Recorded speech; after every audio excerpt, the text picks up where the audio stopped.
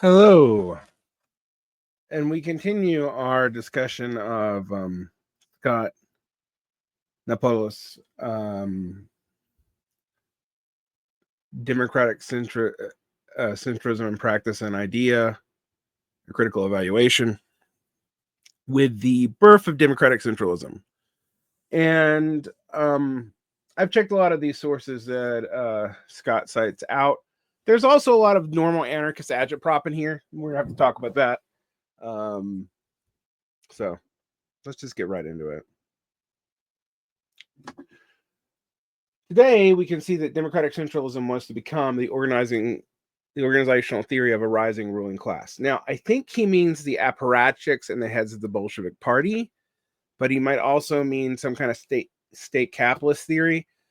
When the new class critique is often made by anarchists, I often want specifically what they think the class is, the ruling class over the laboring classes is. Some of them have a USSR version of PMC theory that they incorporate. Some of them have a critique of the apparatchik and bureaucratic culture. Some of them accuse them of just being state capitalist. I'm not sure which one is the case here. It became a tool of domination over all the Russian laboring classes and eventually across the globe. I mean, by the 70s, maybe. And again, we would still have to know which class we're referring to. Struggles for liberation led by committed revolutionaries produced state capitalist dictatorships against the proletariat, though under a red banner. So the state capitalist thing here, there's a lot of theories of state capitalism, and I mean, sometimes I think it's even true. And, Lenin, for example, argued that state capitalism may have been necessary since the revolutions and a lot of the developing world happened before the capitalist development was completed, whatever that means. So, that's part of the early Lenin theory. But as to when and where those starts, or what is the element of capitalism that's maintained in the state form capital, it's a harder question, particularly with the USSR. The story of democratic centralism is more complicated than this, however, and it is important to not merely condemn the mistakes, but attempt to understand what happened. Okay, that's fair enough. That little bit of preamble agitprop aside, democratic centralism lived and changed across its beginning with the Russian social democracy and evolved to become a dominant political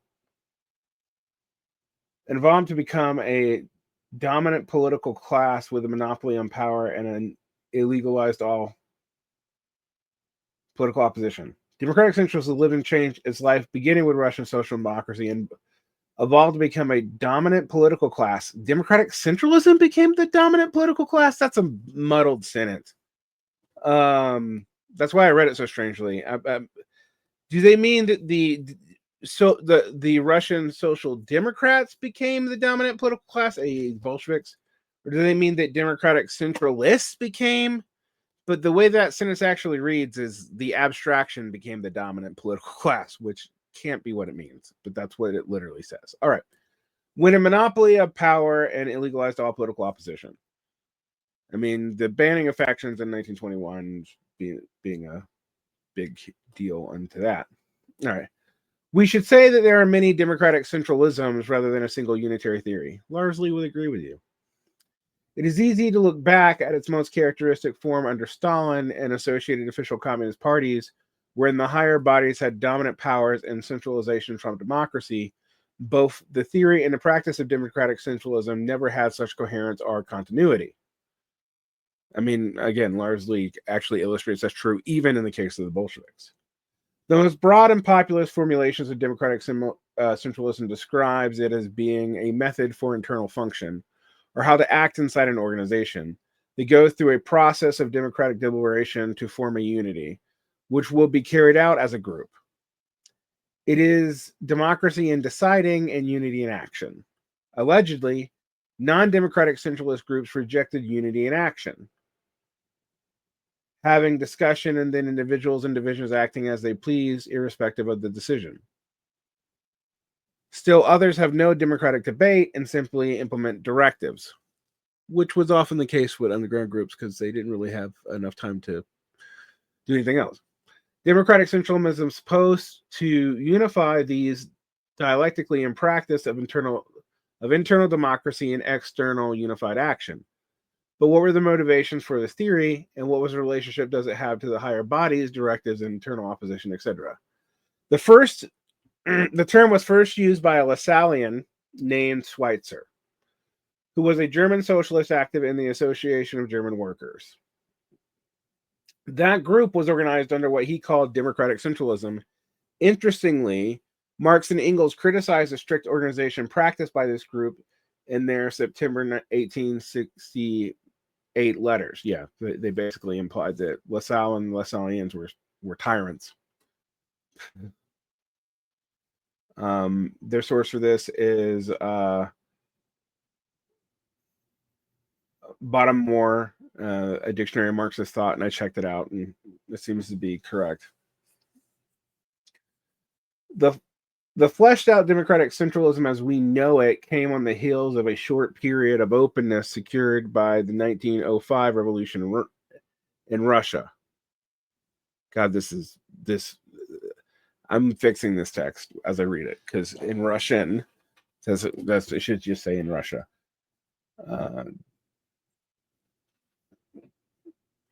And I have covered text by Lars Lee. It goes into this process in detail. Both the Mensheviks and Bolsheviks introduced the concept when they were in a common social democratic party. The Mensheviks were actually the first ones to put out the concept at their 1905 conference, with the Bolsheviks following shortly thereafter. At a unity conference in 1906, both factions adopted a resolution endorsing democratic centralism. The most common formulation, however, came from Lenin's report at the Congress, and that was freedom of decision and unity of action. In the context of the Congress, that meant engagement and debate of party members, the coming together of branches and coordinating cohesive organizations and implementing the decisions made in open discussion. The split in Russian social democracy that was to produce a fleshed out democratic centralism occurred around a division on what membership constituted. Lenin's conception of democratic socialism sought to respond to a context of illegality and authoritarianism of the Russian monarchy. Democratic socialism was a proposal for how the party should function, both at the level of commitment and unity, and for paid professional revolutionaries. All these issues were transformed first in the 1905 revolution and later during the subsequent Russian revolutions. The kernels of this thought underwent shifts alongside the tumult of the struggles. It is important to see that democratic centralism sought to address real issues. With democratic centralism, Lenin and his associates promoted the idea of revolutionary organization based on coordinated activity, an internal process for debating and trying to craft and hone political positions around that activity, and an orientation of the members to work at a high level of commitment. Stated in that way, these are important points which are not owned by democratic centralism, but are broad issues many revolutionaries and their theories tried to grapple with. It was the particular ambiguities and marriages of these concepts to others that gave democratic centralism its historical significance and problems. Okay, we'll see where they go. I actually mostly think this account agrees with Lars Lee. I wish there was more fleshed out here about how democratic centralism affected the Second International and the SPD, because it does. It's part of what made 1914 go down in such a weird way. One of the things is that the debates and the congresses that led, for example, to the adoption of war bonds and the right of the SPD endorsing World War I was that for democratic centralist reasons, Kautsky and a lot of people in the center of the party actually sat on their hands and didn't record their votes, and were even though they opposed the war, enough to eventually leave the SPD and form the USPD.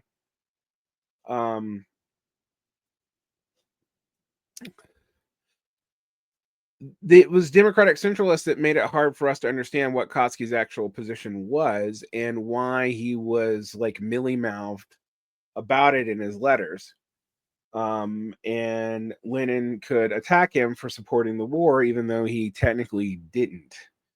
But we didn't really know all that until all the internal reports of the Congress were released, because it wasn't public knowledge for democratic centralist reasons. So this really, this is after 1905, but this shows that this was a big issue within the German parties, throughout the history of the Second International. And I just don't think that's dealt with much. We know that Schweitzer is the origin of democratic centralism, and he was in the Lassallean faction of the All-German, the All-German Workers' Union, or the General Association of German Workers, which was what joined with the Eisenachers to form the SPD in the first place. And that means that democratic centralism is tied to the Lassallean method of organizing, of which Marx was highly critical. But we also know that Marx was a Democrat and a centralist, and centralism was one of the big things he fought about in the First International. So it's hard to say if the Lassallean understanding was totally foreign to Marx or not. But we do know that it was maintained as a party principle in the SPD and in the Second International, although it had different meanings from what it was later to become. Okay, that's my history. And this is me just saying that there's a lot in between the founding of democratic centralism in the late 19th century and the 1905 adoption by the Mensheviks and the Bolsheviks together, and then the clarification around that, first in 1917 and then again in 2021, at least according to Lars Lee's research, which I have already covered. All right. Lenin's conception of commitment was expressed as paid professional revolutionaries. Let's long quote from Lenin. I assert that that no revolutionary movement can endure without a stable organization of leaders maintaining continuity. 2, that the broader the popular mass drawn spontaneously into struggle, which forms the basis of the movement and participates in it, the more urgent the need for such an organization, and the more solid this organization must be. For it is much easier for all sorts of demagogues to sidetrack the more backward sections of the masses. 3, that such an organization must only consist chiefly of people professionally engaged in revolutionary activity, meaning they're paid by the party.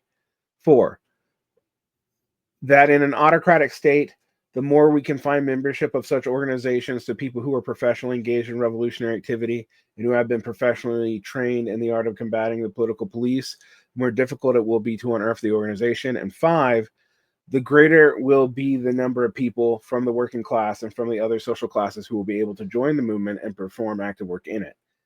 Now, I'm just going to state that this is true, but this doesn't have anything to do with democratic centralism as understood by Lenin, I don't think. Those are particularly because when we talk about the underground organizing, Lenin didn't apply democratic centralism to that. He didn't think that you could be democratic when you had to hide your cell structure and keep the cells apart from each other for information reasons. There was no way to be either centralist or democratic in that context of the Russian underground or in the immigrant communities. Anyway, there are a number of false assumptions here that led to a dangerous path. Okay, what are the false assumptions? And why is this led to quoted as part of democratic centralism when it's really kind of not? We can reasonably question 4, given the unsuccessful experience of the guerrilla movements worldwide. Professionalism and training do not seem to have sheltered movements, for example, in the southern cone of South America, from resources and organizations of local and international imperialism. Today, Lenin's assertions seem naive. I actually agree with that, but that's not relevant to democratic centralism. All right. This is another one. Lenin quotes, when we have the forces of specially trained worker revolutionaries who have gone through extensive preparation, and of course revolutionaries of all arms of the service, no political police in the world would then be able to contend with them. Yeah, that's agitprop. That's not real. For these forces, boundlessly devoted to the revolution, will enjoy the boundless confidence of the widest masses of the workers. Okay. The ability of revolutionary movements to be immersed and supported within the popular power under such repressive conditions provided much better security than professionalism could ever hope to. Confidence in the workers comes less from professional training than the emergence of revolutionary currents and autonomous struggles, when it had no serious response to the alienation of paid professionals from those struggles. I think that last part is actually kind of important. But I will say, having worked for all volunteer organizations that are, which ironically, a lot of parties end up being anyway, a lot of Leninist and Marxist-Leninist parties end up being, that they are a lot more disorganized than they should be. All right. Lenin also failed to see the distinction between seriousness and discipline versus centralization and decision-making and power. I mean, in that way, he might mirror Marx. I've complained about this in Marx himself. He explicitly rejected such distinctions, in fact.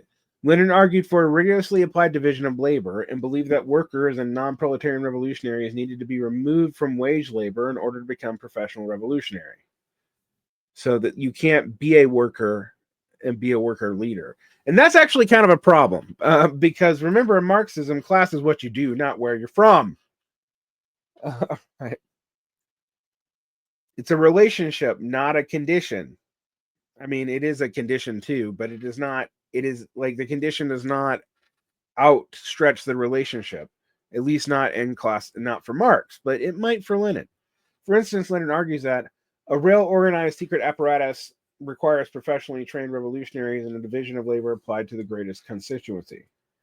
As Larry Gambone and Don Hammerquist point out, there's a difference between political unity and the centralization of power.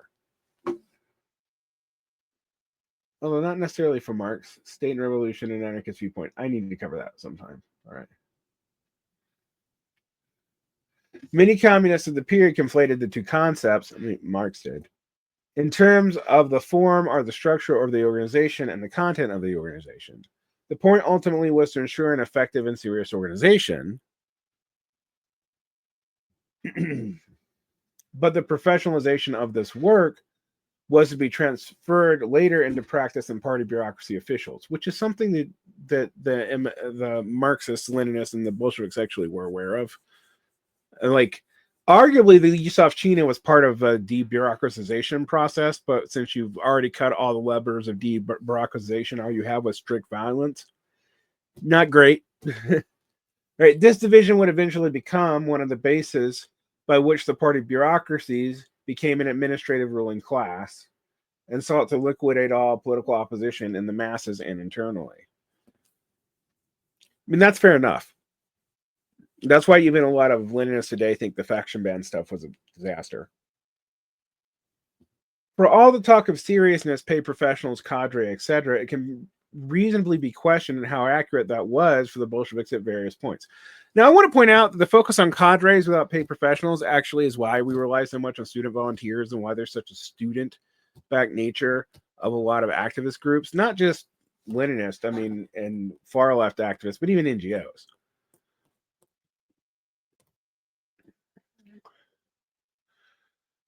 It is proposed that the Bolsheviks' understanding and practice of democratic centralism, unlike the disorganization of anarchists, say, secured their position at the vanguard of the masses, as opposed to, say, the Narodniki or the social revolutionaries or the various anarchist groups in Russia, etc. And made ultimately allowed the revolution to thrive. And made, it says, but I'm going to fix that. I think that's supposed to be may. Ultimately allowed the revolution to thrive, at least initially. There is also a different defense of the Bolsheviks that contradicts these ideas. Some put forward the idea that the Bolsheviks were very democratic initially, to the point where the central committees could not have discipline over the party, which had an allegedly thriving democracy. For example, one author, Alexander Rabinowitz, whose books I like, I won't add, makes reference to a well-cited event in which the Central Committee suppressed one of Lenin's letters, Marxism Insurrection, from the party's membership in 1917. Lenin criticized the party publicly. Similar disputes and disagreements in the Central Committee at pivotal time were taken as evidence of a lack of cohesion and authoritarianism charged against the Bolsheviks under Lenin. And the July days of the Russian Revolution, the military organization of the party and regional bureaus, something like locals, acted independently of the Central Committee in partly initiating the demonstrations that led to the July days. And I think that's fair and true. But that was partly because they were underground until 1917. Perhaps most famous of all was the incident where Lenin argued for overthrowing the provisional government in an insurrectionary act by the party and revolutionary forces. Key to this was, for the purposes of argument, is the fact that Lenin was in a minority concerning launching the October Revolution, for which the majority of the Central Committee opposed even publicly. That's actually true. This poses a contradiction, however. If the Bolsheviks were not a cohesive organization with a robust democracy of sections acting independently of each other, a Central Committee unable to maintain the will of the majority, etc., it begs the question, what role democratic centralism plays? Well, according to Lars Lee, it didn't play in that time period because they're still underground, remember? If the party was not democratic centralist at that time, it wasn't. Then it appears that democratic centralism occurred with the rise of bureaucracy and the death of the revolution. Actually, it occurred in the context of the Civil War, and as Lars Lee, the emphasis became on centralism and consolidating the Russian state, not on democracy, although they still kind of cared about that.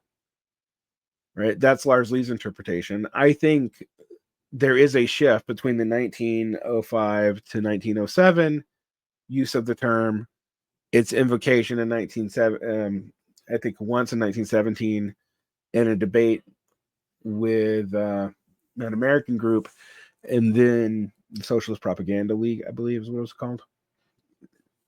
And then again, when it was emphasized for centralist reasons in the consolidation of the state at the end of the Red Terror and the beginning of the Russian Civil War.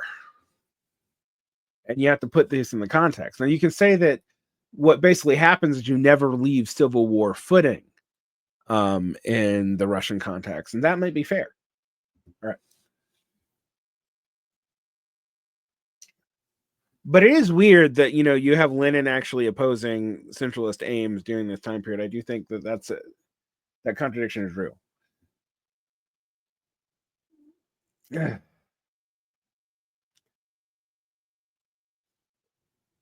If it was democratic centralist during the chaotic period, in what sense was it centralist? As we will well see, these ambiguities plague the theory and become a moving target. I mean, Lars Lee just basically says when they were underground, they didn't operate by democratic centralist points. And I don't see reason to disagree with Lars Lee from the evidence that he cites. At some point, even most Leninists would agree that the party cadre was transformed from revolutionaries an attempt to build initiative, accountability, and discipline into having a military-like obedience of party hierarchies. Yes, that happens during the Civil War. Surely, it actually kind of happens during the Red Terror, too. Surely, the Red Terror is the terror of the 20s, and the late teens, not the terror of the Yuzovchina in the 30s and the purges. Surely, the theory itself was a strong role to play in this, but the historical struggles of the Bolsheviks and Russian peasantry and workers intrinsically shaped this ideology, as well as in the course of successive revolutionary waves. As history unfolded, what were once concepts in writing were later interpretive and found a voice in the post-revolution world of Russia and other nations. Today, we can see some errors in the theory that should be reasonably obvious and had practical consequences. The difference between voluntary commitment of militants and compulsory obedience to higher authorities with monopolies on power. This is not mere moralism either. Without independent capabilities and assessment skills, revolutionaries were not able to build anything. They killed too much of their own leadership eventually. That's absolutely true. Under the Soviet bureaucracy, such soldier-like functioning was able to function in accordance with the interests of the state. But in our situation, replicating such is suicidal. Paid professional revolutionaries develop interests and perspectives separate and often against that of the working class they are supposed to serve. I mean, one of the things is if they succeed, paid revolutionaries are out of the job unless they're at the top of the totem pole. To use a vaguely racist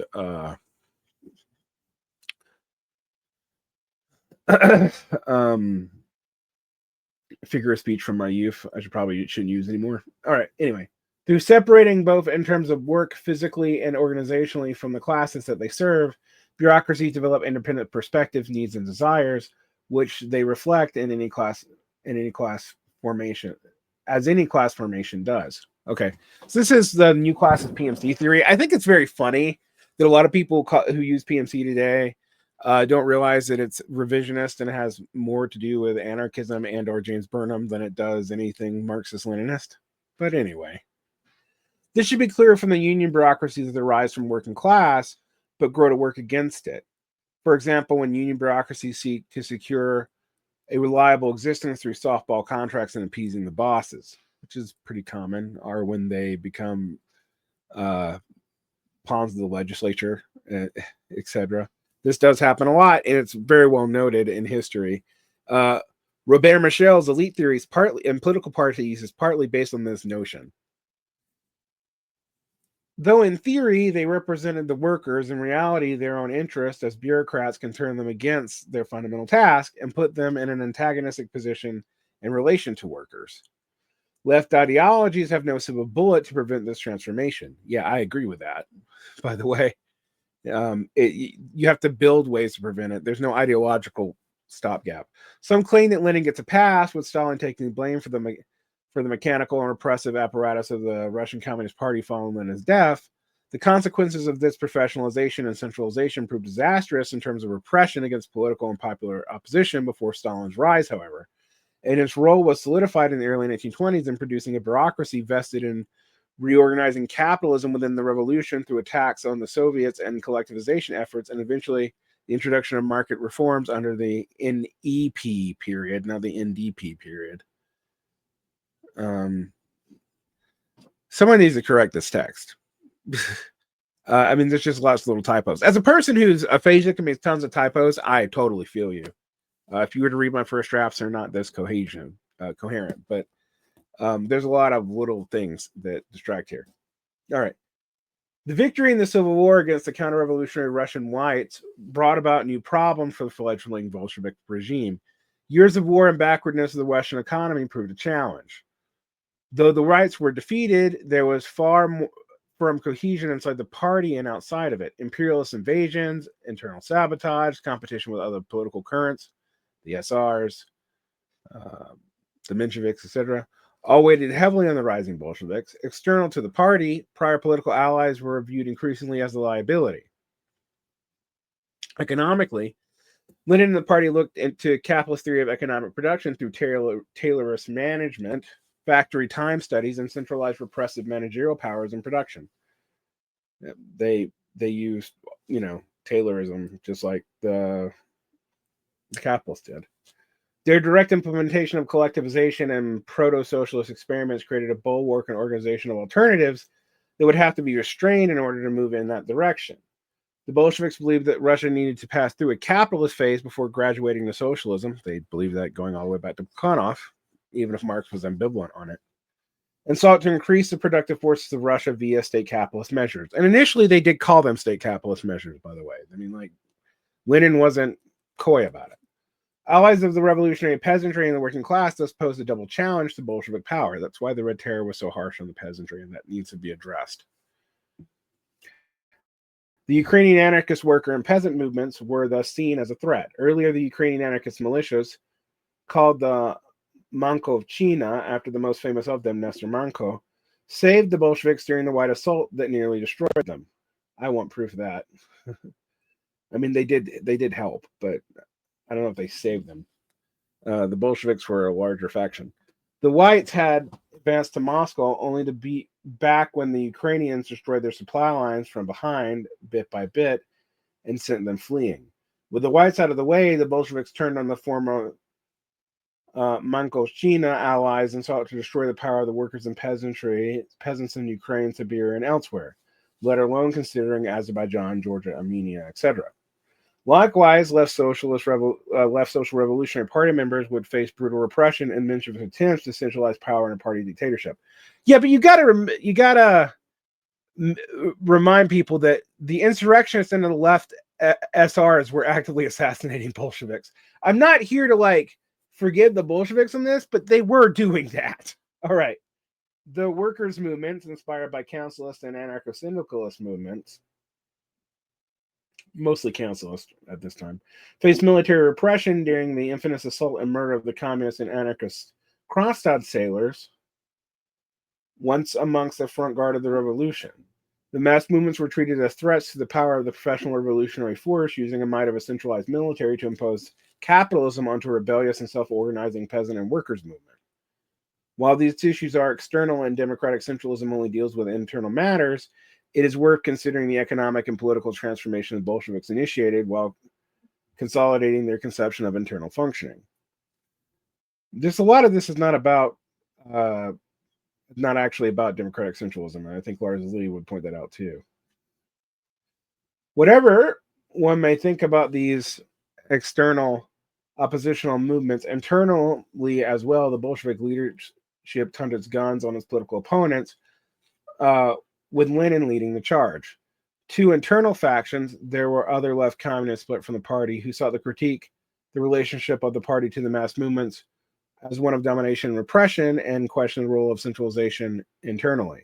The Democratic Centralist faction and the workers' opposition led this fight. Yeah, that's true. And advocated something akin to syndicalism and a communist critique of the Bolshevik repression and imposition of a capitalist social relations on the insurgent working and peasant classes. Both factions were made up of Bolsheviks from early in the party and were proletarian in character, making them more difficult to carry out character assassinations on. The opposition movement arose specifically to the imposition of one-man rule and factories, the move away from councils that ran factories, and by the administration of the economy of the party, and in fact, the centralization of the central committees. These factions argued at the Ninth Party Congress of the Bolshevik Party that the Soviets should remain autonomous from the people's rule, and the management of the economy should be by Union and Soviet organizations, not the party. They lost this battle with Lenin blasting them. Here, Lenin is at his most candid in rejecting their demands. This is where Bordages get a lot of their ideas from. I assert to you you'll find nothing like it in the 15 years of pre-revolutionary history of the social democratic movement. Democratic centralism means only that the representatives from the localities get together and elect a responsible body, which is to do the administering, my emphasis, but how? That depends on how many suitable people, how many good administrators are available. Democratic centralism means that the Congress supervises the work of the Central Committee and can remove it and appoint another in its place.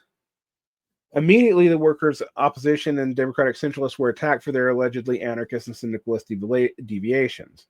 Lenin acknowledged that they were not Mankovist, but that the Mankovists could use their position against the Bolsheviks. This response was to endorse the now infamous concept of one-man rule in factories under the banner of militarization of labor. This presents some difficulty for those who seek to pull democratic centralism away from its historical centralization and bureaucracy. The Democratic Centralist faction tried to expand the democratic elements of the theory. Well, they tried to actually maintain the 1905 to 1907 definition. But at what moment did this occur? What was happening was not merely an argument over terms. The emergence of a monopoly of power and the revolutionary situation transformed existing practices and concepts and created a new contradictory political currents within the same body. This clash would lead to a ban on party factions. Yep, and I actually do see this as a fundamental mistake that Lenin did. It's actually one of the few things that say Donald Parkinson over at Cosmonaut magazine would say was a mistake for Lenin.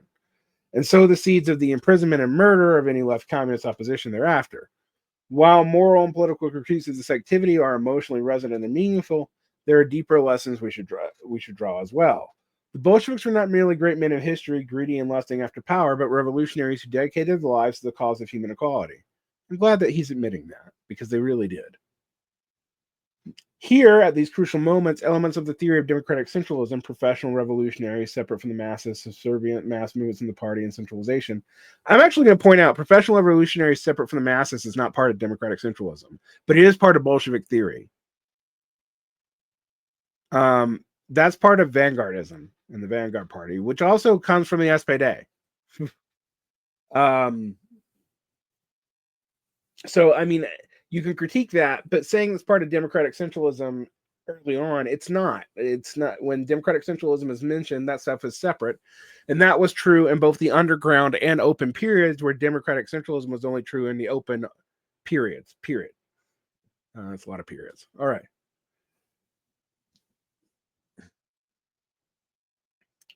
Ruling class and ascendancy. Far from being liberatory tools, these ideas were embedded in a productivist capitalist ideology that sought to bring insurgent workers' autonomy and peasant implementations of direct socialist production, such as in Ukraine, Georgia, and Siberia, under one-man rule of Taylorist capitalism. I think Taylorist industrialism is actually the better way to argue it, because they weren't really producing for market gain. And I think you do have to acknowledge that. And if you're not producing for market gain, how is it capitalist? Now, they do that later because the Soviets interact in the international commodities market by the 1950s, but they're not this early. They're not. The NEP is allowing market elements to maintain with the peasantry because they thought trying to force them into centralization too quickly would be disastrous. And they were kind of right about that, actually. But anyway, liquidation of these revolutionary experiments would span 3 decades and would cost people under the Bolshevik regimes countless lives and suffering. Not entirely wrong, but too simple here. And again, even though this mentions Schweitzer, I think we have to go back and look at a lot of these practices in the SPD, which often gets a free pass from a lot of people, and that the Vanguard Party theory and democratic centralism are separate. And Lars Lee makes that pretty clear. All right, we'll come back. Like and subscribe, hit the bell if you want to learn more, and we will be processing this one for a little while. This is a series for obvious reasons. Take care and protect your peace.